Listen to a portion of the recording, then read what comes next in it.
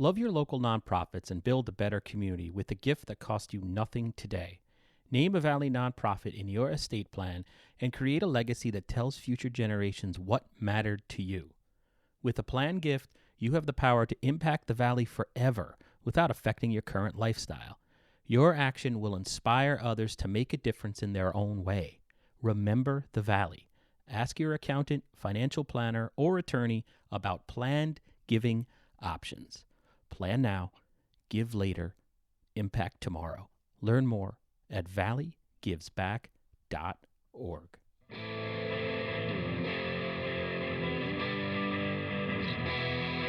For hundreds of years we've brought you the news.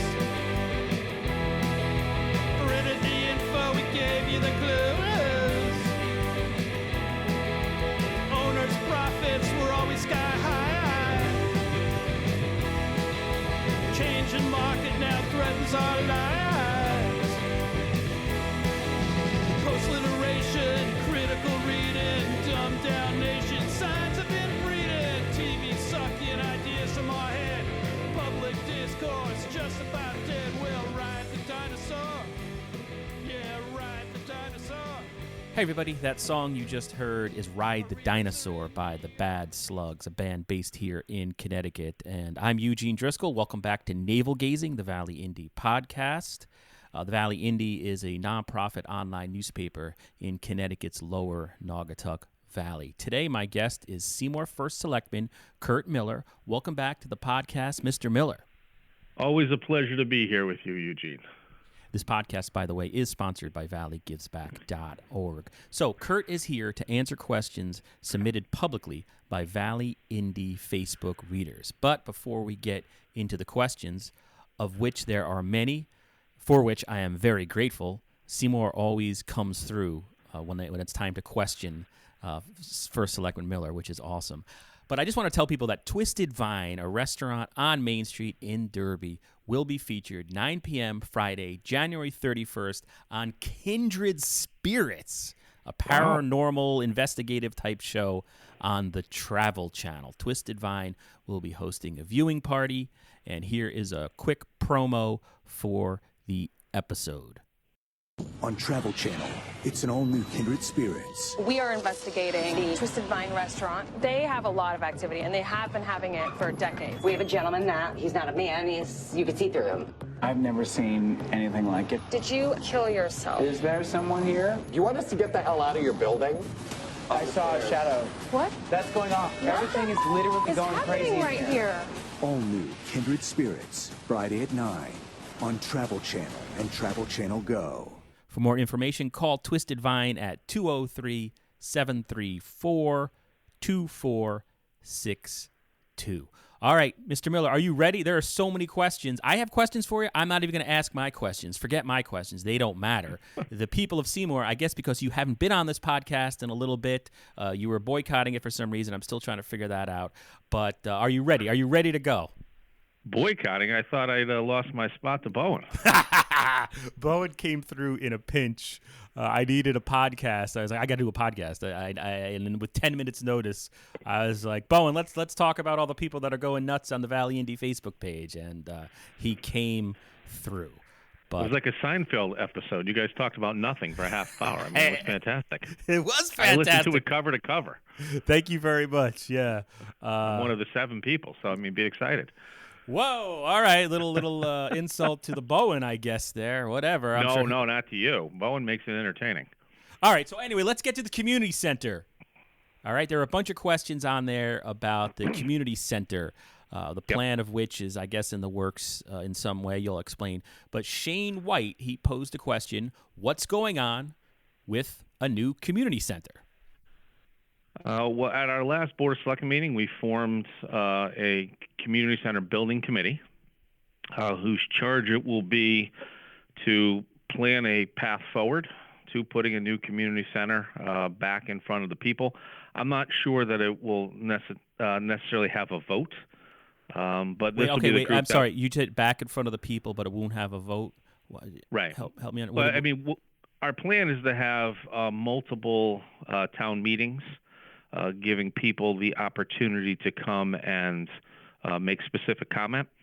One of the things we found, when we put it out to vote, that was, and you and I have talked about that in the past, that was more to get it out in front of people, to kind of get people's attention, to make people aware of what was going on. We put out some general details, some things, some vision that we had, but the charge of this group is going to be to take that vision and put it into a format that we can now put in front of the people and say, what do you like?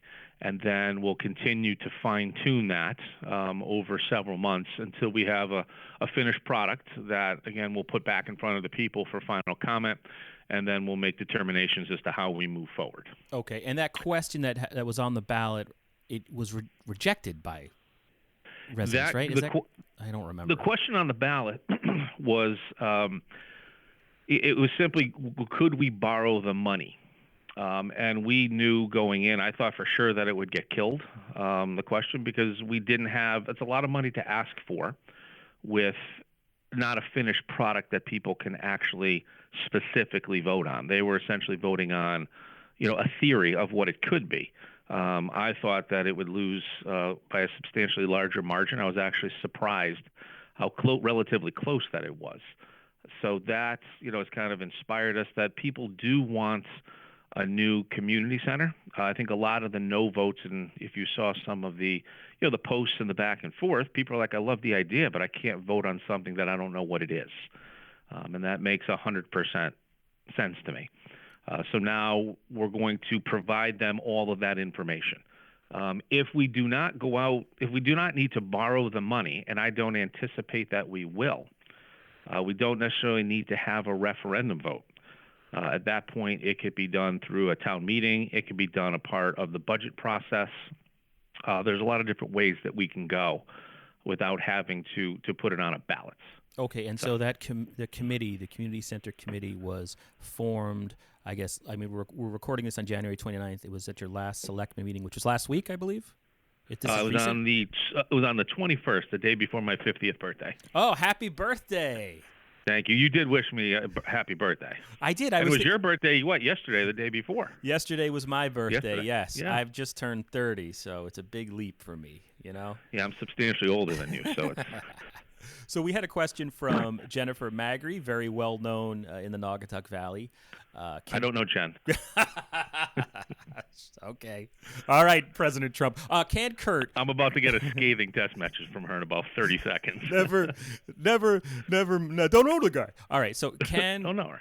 Can Kurt please explain how the members of the Community Center Building Committee were selected? While each member is certainly knowledgeable and capable, there certainly is not diversity among the members. Shouldn't the makeup of the committee also, to some extent, be representative of the diversity within our community to ensure that any building would work for all?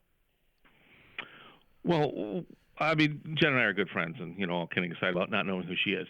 I challenge that statement a little bit. The goal of this group is to physically build the community center. So if you look at the people that we have on there, we have our engineer, we have our town building official, we have our director of maintenance, we have our chair of our board of finance, but we also have Suzanne Riley, who represents the Commission on the Aging, as well as the Livable Communities Commission, and we have Zach Philippas, who is our recreation program manager. So we have their input directly when it comes to the building of this building, but what we're going to do is we're going to rely heavily on input from the residents. What about, I would assume, just based on the community discussions that the City of Derby had over the years before they got grant money and private money donations to build their new athletic complex. Mm-hmm. They had put, if I remember correctly, and I'm probably butchering this, but I think maybe this is what Jen is going towards.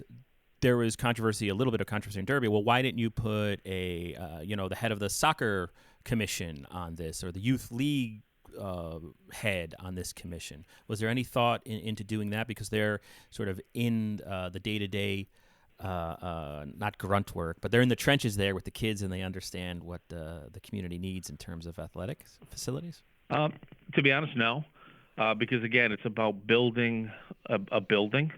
And I think we have enough knowledge on the committee itself to do that. But again, we're going to be reaching out to all of these groups to provide input. The problem is if you get a committee that's too big, it gets cumbersome. It can't do the work that it needs to do.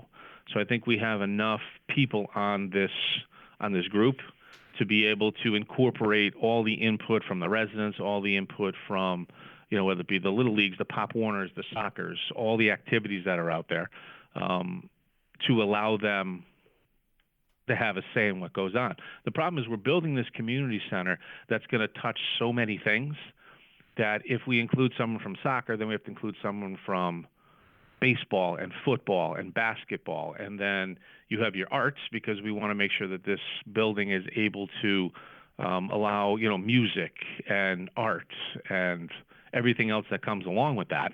The committee would be too big, it would be unmanageable. So again, it was about putting together a group of people that would be able to get a building built that could talk at a higher level with developers. That's kind of the big thing. We'll put the vision out. The residents and all the groups will be able to weigh in on that, and we'll do that with live meetings. We'll do that with surveys going out to the residents. We'll take feedback at meetings. We'll keep putting it back in front of the people. All of our meetings will be public. When does the Community Center Building Committee start meeting? We're working on finding a date that works for the committee in the beginning of February. Okay. And then once we have that, then we'll establish a set meeting schedule. So that way the public will be aware of when that meeting schedule is, and it's open to the public. So we'll take public comment beginning and end of the meeting. We'll certainly allow certain groups to participate in certain discussions. I mean, it can't be a free-for-all, or we'll never get any work done. But, I mean, it'll be a little bit more lax than a normal, let's say, Board of Selectmen meeting, Board of Finance meeting, Board of Education meeting, because we want some input from the residents. Okay, and then sticking with the community center for a moment, this was from Julie Lynn, and this is more of an observation or comment as opposed to a question, but she says, Community Center Committee, glad that is now going to start up soon. If the committee eventually decides to sell 20 Pine Street, that's the current community center, I think, right? Yes. Okay. Then the town should really retain ownership of number 5 Pine Street, the public parking lot and skate park, and also keep number 2 Pine Street, the back lot. Without that public parking lot, there's nowhere to park for the Broad Street Park, nor could it be used for parade staging any longer if sold as a 3-parcel unit. So that was Julie's comment. Kathy Creighton, I kind of clipped this. I hate the English language. From another comment she had. She says, and I think this is connected to the community center in some way, progress of development behind Stop and Shop. That parcel of land is owned by the Haynes family. Mm-hmm. I've had multiple conversations with Tom Haynes. His plan is to kick that development off once Quarry Walk is done. Quarry Walk, I believe they have probably about another 12 months or so there. And then his plan is to come and start that same process in Seymour, in that land behind Stop and Shop that stretches into Beacon Falls. And I would assume possibly, maybe, ideally, in a perfect world, that would be a good location for a community center because it's in a perfect location, centrally located in town. Is that a possibility? I mean, the land behind Stop and Shop does present a lot of positives for a community center. One, it is centrally located, and if I did a poll about 2 weeks ago to ask people just to kind of gauge their temperature as to where they thought the community center was. And about 80% of the people said they wanted somewhere in the downtown area. Okay. So if we're going to put in the downtown area, it needs to be a place that can absorb the parking, can absorb the traffic flow. The area behind Stop and Shop, I think, would be ideal for that. But the other value that potentially going behind Stop and Shop brings is the ability to regionalize with the town of Beacon Falls. So if we'd always talked about putting a connecting road that connects Route 67 and Route 42 that runs parallel to Route 8 right along the water, if the Hayneses are able to put this development behind there, if our community center is behind there, obviously that road is going to need to be put in. That now provides easy access for residents of Beacon Falls to use the community center as well. So now we can go into a public-private partnership potentially where we're sharing costs in some formula with the town of Beacon Falls. So again, we're going to be able to hopefully provide this much-needed amenity to the residents of Seymour. But if we could eliminate some or a great deal of the costs, I mean, there's tremendous value to our residents for that. Okay. Thank you for that answer, and thank you, Kathy Creighton, for posting that question on Valley Indy Facebook. If I sound a little bit distracted, I got a cat on Christmas Eve, and it's a little kitten, and the thing is right now tearing apart my couch, so I might have to use some in a second. Let's say get a little spray bottle. Yeah, it's really it's just chaos, the thing. All right, so regionalization. This is also a question from Jennifer Magri. And she has a 2-question limit, just for the record. This is Anything over 2 questions, she's got to send a donation to the Valley Indy. I like that Jennifer is off the school board and now breaking your chops a little here, because this is a good question, because I'm like, where is this? You guys have been talking, and I watched the video of your last meeting, and you bring up this regionalization issue, but still no one's really giving any concrete details other than we're having discussions. But, okay, so Jennifer asked, I editorialized there. This is the actual question without my slant. Can Kurt please elaborate on the regionalization discussions that he is having with Derby and Ansonia? What services are being considered and why? I would say every service is being considered. I don't think there's anything that's off the table. But realistically, there's not a lot of matches between all 3 towns. The matches seem to be a little bit stronger between Ansonia and Derby.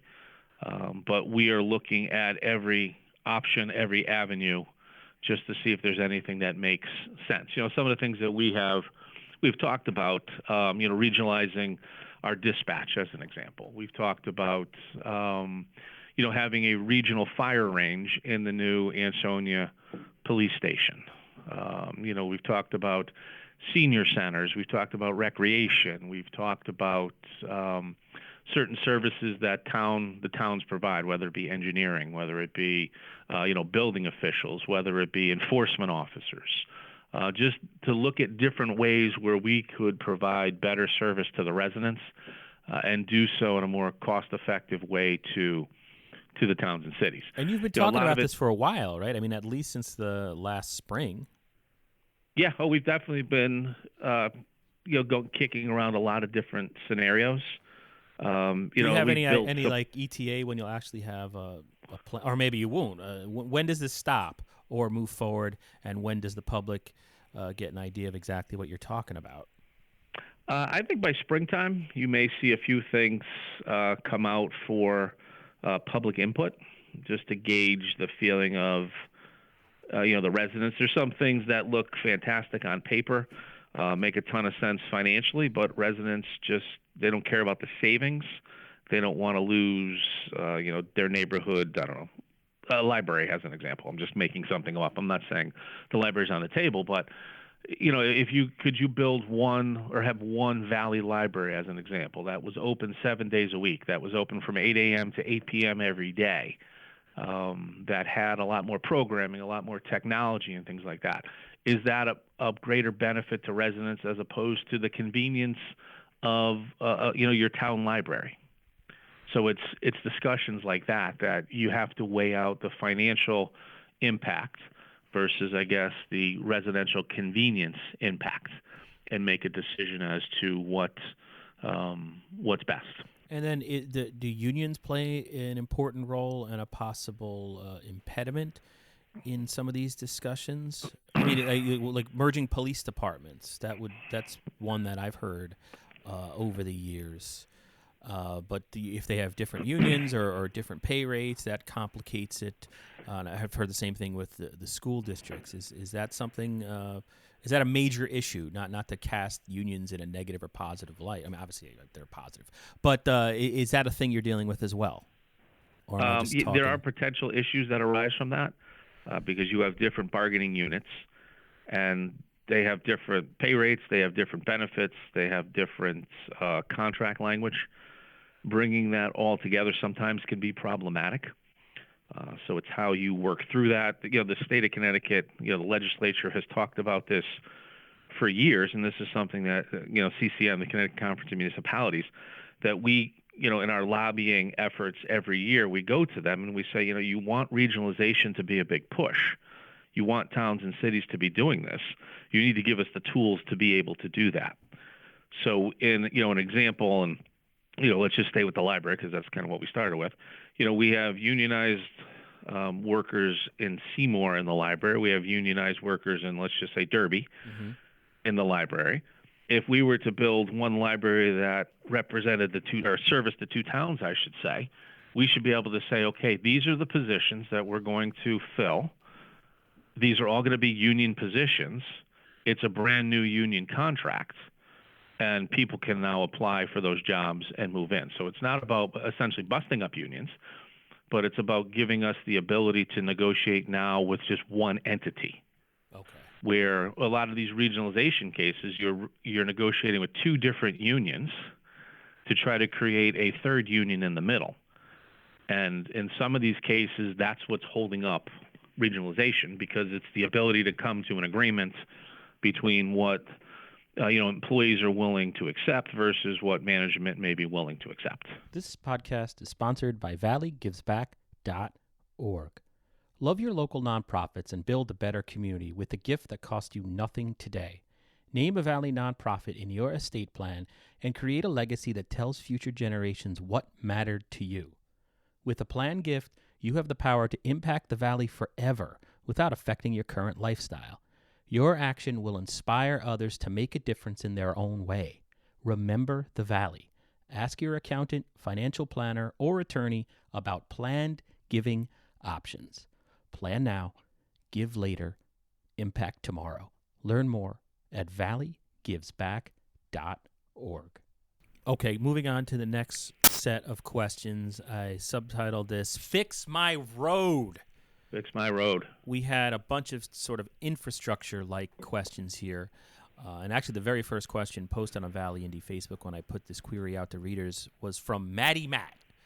He says, asphalt on Bungay Road, with a question mark, and that question alone received 5 likes. So are you putting asphalt on Bungay Road anytime soon? We have 2 trucks in Seymour that are designed to be able to make road repairs all year round. So we went out and bought 2 special pieces of equipment. So we no longer use the cold patch. Okay. We may use cold patch in an absolute emergency just to temporarily take care of something, but we have the ability to make hot asphalt year-round. I actually drove by the truck this morning. I was out over on the Maple Street side of town taking care of some potholes. So, yes, we will be repairing potholes as we're notified, as we see them. So if a resident comes across a pothole, call my office, call Public Works. That pothole generally will be repaired by the next day because we'll put it in the regular workflow and get it addressed. What I think Matt is talking about with Bungay Road, it's a little bit bigger of an issue, particularly that area between Bungay School and the high school. We have tentative approval, or tentative funding, I should say, for through the Lot Set program to redo Bungay Road from the Historical Society all the way up to the 3-way stop just by the high school. All right, so it's on the way possibly, assuming that money gets released. We're projecting in 2022, but again, that is a state project, so there's a lot of hoops you have to jump through. This is going to be it's a $1.7 million project that encompasses not only road work and drainage, but there will also be a sidewalk that will start at the Historical Society and will essentially run all the way to the high school. Now, you may have to switch sides of the street, but again, we're trying to, as we're redoing these roads, we're looking at opportunities to potentially put in sidewalks to make mobility a little bit easier for folks. And, with 2 schools on that road, a lot of houses, we just thought having sidewalks makes a lot of sense for safety and for just the ability to people to walk up and down that road. And then speaking of sidewalks, this next question mentions sidewalks. This one is from Stephen Leonard. It's more of a request, actually. Lines repainting on Chestnut Street, better sidewalk clearing for snow. Well, two different things. One, and if you remember back, we do 25% of every year. We do 25% of the roads. We repaint the lines every year now. So every 4 years, lines on every road will be redone. And if you remember, when we did that back over the summer, we got a ton of phone calls and Facebook posts and everything else that were wasting money because we're lining roads that maybe have never been lined before, and people were upset that it ruins the character of the road. One gentleman actually asked me, "What are you putting a yellow line down the middle of my road for? I don't even know what it means." Oh, wow. You know, my response to that person is, "Well, do me a favor and give someone your keys, because you probably shouldn't be driving a car if you don't know what the yellow line means." But you know, we're trying to. We have our engineer Brian Nesteriak is very proactive. And he wants to stay on top of these things to make sure that there's plans in place for these roads to be continually maintained. All right. So one of the things that he pushed was the road lining. So now we do that, like I said, a quarter of the town every year. And who's, in everywhere I've lived, the sidewalk clearing is a responsibility of the homeowner. Is that not the case in Seymour? Or you're responsible for the sidewalk that is in front of your property. Okay. So if sidewalks are not being cleared, then the resident needs to call either my office or call the police station, just depending what time it is. And then we go out and we have a conversation with the resident about getting it cleared. If the resident chooses not to do that, then we would come out, clear the sidewalk, and charge the resident. And this is from Tracy Sangster. Any plans on paving Holbrook Road going toward the Rotary? Holbrook Road is a $5.3 million project. It was scheduled to start in the summer of 2019. Now we're estimating that it will begin in the summer of 2020. We have completed all of the engineering for the project. At this point, we're waiting for sign-off from the state of Connecticut on the plans. Once we have sign-off from the state of Connecticut, we can finalize some easements that we need to take just to get the road work done. The vast majority of the easements are with the town of Oxford, so there's no issue there. They'll just sign off on those, and we move forward. We go out to bid, and the work will start. It is a 2-year construction cycle. So if it starts in the summer of 2020, it will finish in the summer of 2021. And is that the state DOT that has to sign off on that? Yes. We're responsible for doing all of the initial engineering. We do this in conjunction with the COG, the Council of Governments. Our engineering work goes to what's known as third-party review. It's then sent back to us. We go back and forth with the company that does the third-party review to make sure the plans are in a format that is acceptable to the state of Connecticut. It then goes to the state of Connecticut, and it makes its rounds at Connecticut DOT. And then at what point do they lose the plans or put them at the bottom of the pile after you announce you're running for statewide office? When does that happen? Is that I would expect at some point in early 2008 that happened. There's a lot of great people at Connecticut DOT, don't get me wrong, but they are not an example of efficiency, because it goes from engineer A to engineer B to engineer C. Engineer C has an issue, so it's got to go all the way back to engineer A and just keep working its way through. So it literally takes forever. Plus, with the governor, I don't want to get political, but with the governor holding back, town road aid funds and things like that, with the bonding package to be able to force the issue of tolls, which I would argue is a quid pro quo, but we won't get into that. That's having some impact on this as well. This is from Kathy Creighton. Condition of pavement on Pearl Street and snow removal at the train station before 5:30 a.m. on weekdays. Well, I'll do one at a time. Pearl Street was actually recently redone. I believe it was redone in the last 15 years or so, which, we'll get back to Pearl Street, but there are pressing needs in other roads that haven't been touched for 25 or 30 years. So we have to work through all of those roads before we can come back to roads that have recently been done. Pro Street, because of the volume on the road, certainly would hold a higher priority than a road potentially that has 4 houses on it, or a Clinton Road, as an example, that has no Seymour residents on it. With regards to the snow plowing or the snow clearing, I mean, we do the best that we can. A lot of times it depends on when the snowstorm comes in. We have guys assigned specifically to the downtown area, and the train station is a priority area. But again, a lot of times it depends on when the snow comes in. And Kathy is someone that reaches out to me on a regular basis, just to give me updates, both good and bad. Oh, that's good. On kind of on what's going on. I've gotten some calls. Hey, it's nothing's been touched. Can you get somebody down here? I've also gotten calls that said, hey, I can't believe how quickly the guys got this done. So I mean, I think she's a fair barometer of what's going on down there. Okay, and then I'm just going to combine the next 2 questions because they name a couple of roads, and I don't know if you have specific information. From Silvana Bizotto, she says Broken Road. She mentions Brookdale Road, and then Wendy Ward mentions sidewalks on Maple Street are in bad condition, while Grand and Stoddard streets have brand new sidewalks. Well, I'll start with the question on the road first. Brian, our town engineer, along with the Board of Selectmen, have put together essentially a road list for 2020. We did this in conjunction with the $5 million bond issue that was overwhelmingly passed. We identified 46 roads that we'd like to have work done. It's about $10.7 million worth of work. We have prioritized those roads. Brookdale is on that road. All right. It's a C-rated road. It's going to cost about $300,000 or so, give or take, to redo that road. The plan would be to reclaim and repave it and then put in all new catch basin tops. But again, we have $5 million to spend, and we have $10 million of work identified. So it's how we can get through this work, how we prioritize things. With regards to sidewalks we generally do with steep grants. There has not been any steep grants awarded in Connecticut in the last, it's either 2 or 3 years.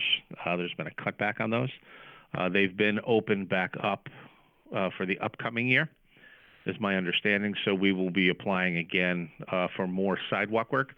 But the goal was to try to redo as many sidewalks as we could in what I'll call the old downtown area, first, second, Stoddard, all of those roads kind of off Maple Street, to try to give us the ability to allow people from that area just to easily walk downtown. And this is from Carol. I'm sorry, you Oh no, I'm saying we're trying to do it in a systematic way as best we can.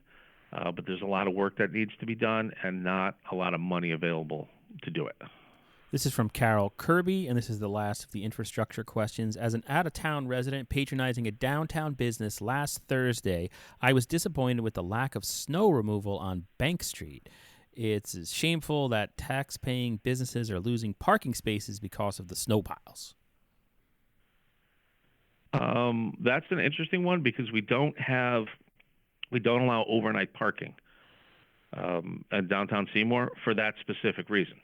So that way we can go in and clear, particularly First and Bank Street, just because there literally is no room down there. It's so small, it's so tight, and if you leave some snow piles. So that's something I'll have to address with the Public Works Director. I wasn't aware of that, but that absolutely should not be the case, and that's the main reason why we don't have overnight parking. All right, now moving on. Aggie Parlock, Tri-Town Plaza. What's going on with Tri-Town Plaza? The answer is going to be short and sweet. I got nothing. Bradley Hamilton posted a response to Aggie's question saying absolutely nothing. Was this you? Is this your alter ego? No, my alter ego, yeah. Unfortunately, nothing the town can do with it. It's privately owned. Sean M. Thomas then posted a response to Bradley Hamilton because people love. I mean, Tri-Town's obviously a big deal in the area because it's so prominent. Sean wrote, "Eminent domain like Malloy used to do in Stamford. Would eminent domain be in consideration here?" Well, there's 2 things you have to keep in mind. I mean, it's not as clear cut as people think because there's two different owners. There's a group that owns the land, and then there's a person who has a land lease and essentially owns all the buildings. So, it's not as cut and dry as people think it is. Now, I understand that Tri-Town Plaza is, an eyesore, and, people talk about economic development. But again, I would push them to talk about the economic development that's taking place in our Commerce and Technology Park with the joint venture between Thule and Basement Systems, with the growth of Thule by itself, the growth of Basement System by itself. MPI, Emery Winslow Scale, moving their entire operation to Seymour. Just to name a few of the things that are going on. That's economic development. And, if Tri-Town Plaza is, let's say, redeveloped and stores are brought in, does it have a little impact in grand list growth? It certainly does. But again, it's more amenities. And, the frustrating thing sometimes is, people tie economic development in Seymour to just Tri-Town Plaza. And it's something that really is not in our control. We've chosen to focus our energy, our efforts with businesses that want to essentially grow and expand in Seymour. So that's why, again, I don't have too much. I mean, we did have some general conversations with Mr. Spector about the potential of putting the community center on Tri-Town Plaza. But the conversations just unfortunately did not work out. How about in terms of, I was in there the other day, since they've torn down the middle, the middle section of the plaza, Alberto's. Mm-hmm. How's that business? Is doing okay? It looks tough for that particular business now. I think if you could stick Alberto's pretty much anywhere and it would be successful. Oh, that's good.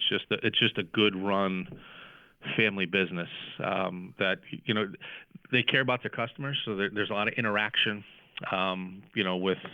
with the family to their customers. They're constantly out talking to people. The food is consistently good. The service is great. So I think Alberto's, you could stick them any place and they would be good. But they just did a complete renovation, in the last 2 years of the whole restaurant. The place is beautiful. So okay. They're doing just fine. And then in terms of development, this is from Lisa Shemansky. She asked, what's being built on Route 67 across from Webster Bank? Now, Julie Lynn answered that. Go ahead. I was going to say, I believe she answered it. It's going to be a garden center. Julie Lynn rocks. She got that from the Seymour Planning and Zoning meeting minutes. So you got a garden center coming to Seymour. And I don't mean this to sound flip in any way, but we try to put out as much information to the residents as we possibly can, whether it's videos of meetings, meeting agenda, meeting minutes. All this information is out there for people to find. So it's, it takes some work. You have to know what you're looking for. You have to know where to look, but it's all out there. So it's great when, someone like Julie, who spends some time looking at that stuff, can answer a lot of these questions. We love the questions. Please, continue to ask these questions. But it's just very helpful when someone like that can jump into a conversation before we can even answer and give the correct answer or show people where to go or give them a link. It's just a great neighborly thing to do. And then, this question is about taxes, and it's from Rich Rozansky. He says, we voted to raise the mill rate after the financial crisis. Will it ever be reduced? I guess I don't fully understand the question. I think he's saying there's zero. I'm going to interpret it for what I read it as. Okay, we in 2008 their taxes were raised slightly from what I remember, or around that time, and he's saying, are we ever going to get the mill rate reduced as opposed to zero? Okay, well, I would push back on that statement. Just because the mill rate goes up or down does not mean your taxes go up or down. The mill rate is nothing but a multiplier. What you have to do is you have to look at the budget itself and how has the budget changed. So when a reevaluation takes place, which is probably what he's referring to, the value of your home, if it increases in value, so let's say all the property in Seymour increases in value, the mill rate automatically comes down because, again, you're still spending the same amount of money. If the property values in town drop, then the mill rate goes up. But again, you're still paying the exact same amount in taxes. So I'll give you an example. The budget is 20, just to keep it simple. And there's 10 homes in Seymour. Each home is valued at $2. What's the mill rate? What are you asking me? The mill rate would be 10. So now let's say the value of all those homes drops to $1. The budget is still 20. What's the mill rate? But I think what he's asking is there's no increase in taxes. You want to talk about the value of your property. Or he's probably talking more about government spending. Is there a reduction? He wants to see a reduction in his taxes, a year-to-year reduction in his taxes. Let's say everything stays the same. I think that's usually what people mean when they say that. I want my tax bill to go down next year. My property values can stay the same. I want the government to spend less money, and I want to see some of that back in my pocket. I guess sort of what Ansonia did, which when Cassetti came in and actually gave a slight tax break to people. But I guess your response to that would be like, well, all our expenses go up every year, and that's not really doesn't make financial sense. The true barometer of a municipal budget is not the overall increase in the budget, the overall decrease in the budget, or the mill rate. I mean, you can't look at those things. What you have to look at is the amount of money that comes directly from the grand list. So as an example, we'll go back to fiscal year 2016. In fiscal year 2016 of the town of Seymour's budget, $41,786.50 of it came from taxes, from tax dollars. So whether it be residents or businesses in Seymour, that's how much they paid of a $55 million budget. In fiscal year 17, the amount that came from residents was $42,185,854. So an increase of 0.96%, so less than 1%. The following year, that increase was 0.33%. The year after that, the increase was 0.86%. The year after that, the increase was 1.02%. So again, that's the true impact on taxes. So I would argue to anyone out there that I would think that we're being very responsible and that we're managing the budget properly by being able to accomplish all the things that we've done in Seymour to continue to strengthen our finances, to continue to move the town forward by doing it at less than 1% of an increase on taxes per year. Now, had the state of Connecticut kept up its end of the bargain, had the state of Connecticut properly funded ECS, had the state of Connecticut properly funded grants that it had in the past, had the state of Connecticut properly managed the municipal employees retirement system, we would absolutely be able to, in a very efficient and effective way, reduce that mill rate or reduce the burden of taxes on residents in the town of Seymour.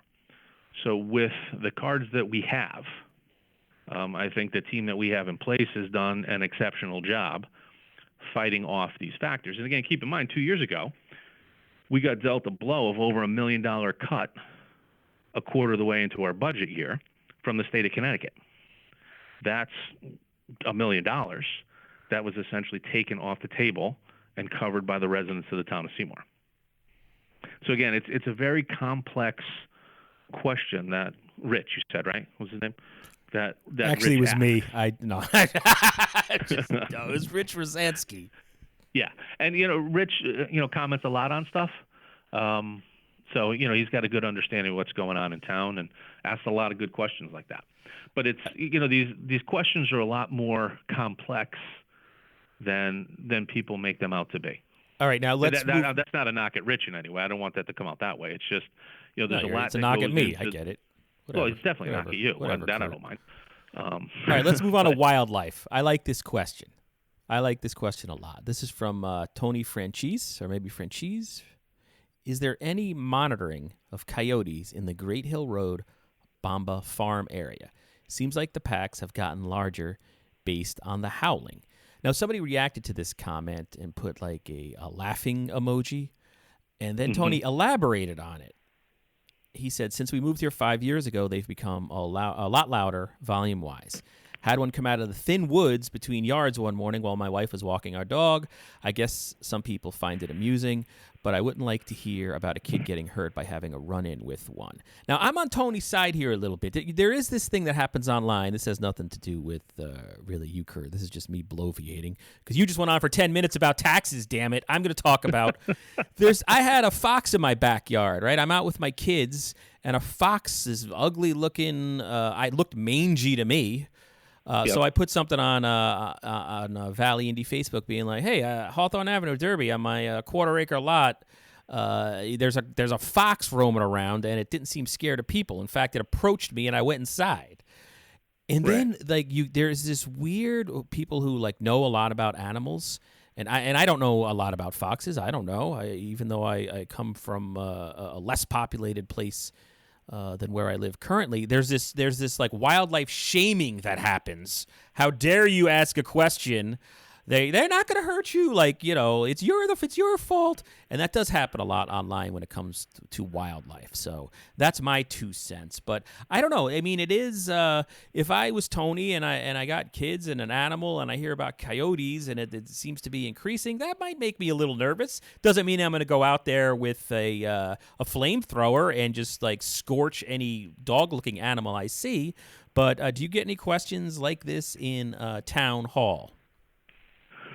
We get comments, more people giving heads up. I was out walking the dog and I saw a fox, I saw a coyote, I saw whatever they saw, a bear. We've seen that a few times. So, that's just more giving us a heads up, and then we'll try to get that information out to people, whether it be social media, targeted phone calls, stuff like that, just to let people know. We let the police know. So that way they can maybe do a little extra patrolling in that area just in case they see it. Tease it. A lot of it I think stems from, and again, I'm not an animal person, so this is just my kind of guess, that winter has not been that cold. So I think a lot of these animals are just out, and they're looking for food. They're hungry. I think they just want to get something to eat and go away. I don't think they really are looking to necessarily hurt people. But, I mean, if you're a pack of, coyotes and there's a small dog, to them, that's food. Right. So it's just, people need to be careful. People need to be vigilant about what's going on. But I think the biggest thing is if you see something, say something. Let other people know. Let's get it out on social media. Let's let other people know so that they're aware. So maybe if you're going to walk your dog, you bring a stick. You bring something that you could scare, some animals away if you had to. And there is, obviously the town itself, this isn't obvious because people might think the town of Seymour itself that's not your jurisdiction, essentially. This is where you could call or go to the website DEEP, the Department of Environmental and Energy Protection, and they have a whole fact sheet on coyotes. And among the things they recommend is, don't let your dog off a leash. Always be vigilant. Even if you have the dog out in the yard on a leash, keep an eye on it because, they are wild animals. They kind of have there's a phone number, and there's a thing. I guess I just researched this before we started this call, but if there's a problematic coyote, like one that's definitely killed an animal, there are things that the town can do. They can call in a trapper, and there's this whole DEEP program. So anyway, there is information out there, but there's nothing wrong with asking that question. It doesn't mean you hate animals. And no, not at all. Stop the animal shaming people. All right, last question. Well, here's one from Matt Ito, former Ansonia alderman. He always has interesting things to say on Facebook. He's basically, I don't even know if I could. I feel like I could open myself up for a lawsuit here. But all right. So I'm going to generalize this. If somebody sees remodeling happen or some type of work crew happening in Seymour and they don't see any signs or permits, what can they do? Best thing to do is call our code enforcement office. and we'll have one of our officers go out and check into whatever's going on. Our building official, Jim Baldwin, essentially is our director of code compliance, and he has enforcement officers that work underneath him. So it's all connected: zoning, inland wetlands, blights, building. They try to keep an eye on everything that's going on. So if somebody sees something and they're not sure, there's certainly nothing wrong with calling in and asking a question. Worst case, you find out that, they just didn't hang their building permit or something like that, or it may be something that we weren't aware of and we could start some action, or if it's something we're already working on, we can give them an update and say, hey, here's what's going on. Okay. Last question is from Emma Huller. It concerns tax cuts for senior citizens. How about a tax cut for seniors so I don't have to sell my house and move out of state like a lot of people are doing? We have the senior citizen tax freeze that people can apply for. A lot of that is revenue driven, so you can come in and apply for that. As for a overall senior citizen tax cut, that's actually harder to do than it seems, because if you just say, okay, every person over the age of 65 gets 50% off their taxes. Again, I'm just making things up. Well, I'm going to turn around, I'm going to sell my house to my parents, and I'm going to make the mortgage payments for them, but the house is in their name, so I get a 50% tax cut. I'm going to have my cars in my parents' name. I'm going to have, different things like that. So it gets a little challenging to do things like that. So what all these programs are based on is revenue. So if a person is earning a certain amount of dollars, they qualify for a certain amount of a discount on their taxes. Okay, and where would a senior go to learn about the having their taxes frozen? Where? If you ask to speak with Tara in the assessor's office, okay, she will be more than happy to walk any senior through the program, just to give them a general idea. And then when it comes time to apply, she's very good about sitting down with folks and kind of walking them through what they need to do, what they need to provide. We usually get 100, 150 folks that apply every year. So it's a good number of people that take advantage of it. All right. So those are all the questions. I might have missed a few since we started recording. I didn't go back and check. But thank you so much, Seymour First Selectman Kurt Miller. And thank you so much to everybody from Seymour that posed questions. I mean, it's really something to see and makes me happy, because these are questions I would not have asked any of these questions just on my own. So it's really cool. This is the thing I love most about this, and the way you do it is you do get these questions that sometimes you don't think about. You don't think about how that information is getting out to the residents, because it's just some things that we do as a normal course, and don't think about communicating it out to residents. So this is a good public service that you provide, Eugene, to the residents of Seymour. What would be great, and it wouldn't be a podcast if I didn't throw this one shot in, if you did a few more stories in Seymour. We would love that. We'd love to have. All right, hey, change your meeting dates. This Tuesday, you're the same time as Derby P&Z. It's out of my control. If I could clone myself, I would. Believe me, I'm an egomaniac, but I can't make these meetings. Make them Wednesdays. All right, thank you so much again for taking the time. I was really looking forward to this based on the volume of questions we had, and the fact that you answered each one in detail is very much appreciated. Anytime. I look forward to our podcast next month as well. All right. See you then. All right. Take care. Bye-bye. For hundreds of years we've brought you the news. Printed the info, we gave you the clues. Owners' profits were always sky high. Changing market now threatens our lives. Post-literation, critical reading, dumbed down nation, signs of inbreeding, TV sucking ideas from our head, public discourse just about dead. We'll ride the dinosaur, yeah, ride the dinosaur. Our readers are in the opens each day, yeah. Online clickbait, a prurient way, yeah. It's free information.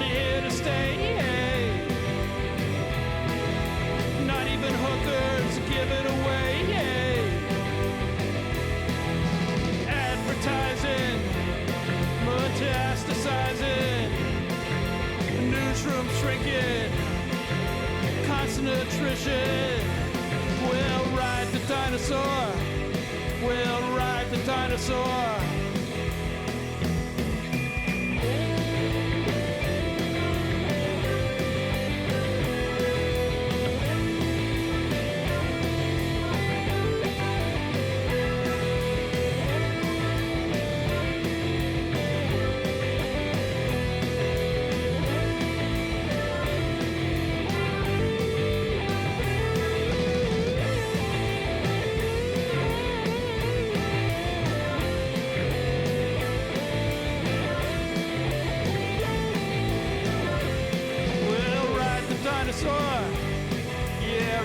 Dinosaur.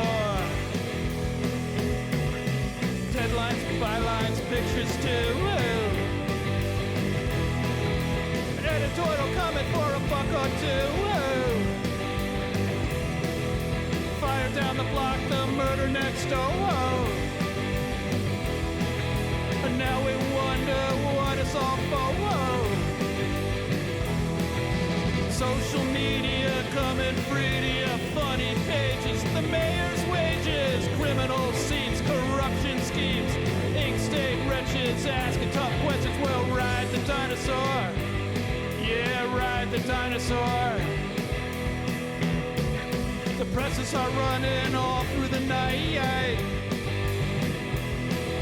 We're printing the truth with all of our might.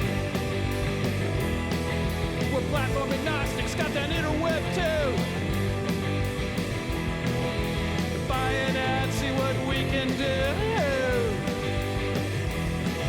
We still have subscribers, still have our fans. We're here every day, so give us a chance and we'll make an art stand.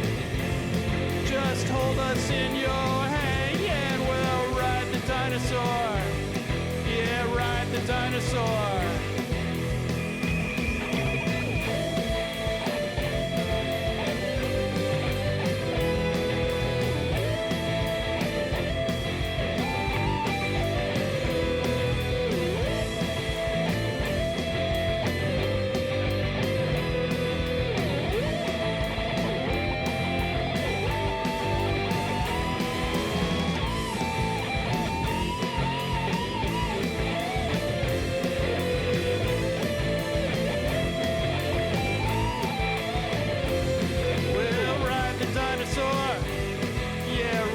Dinosaur.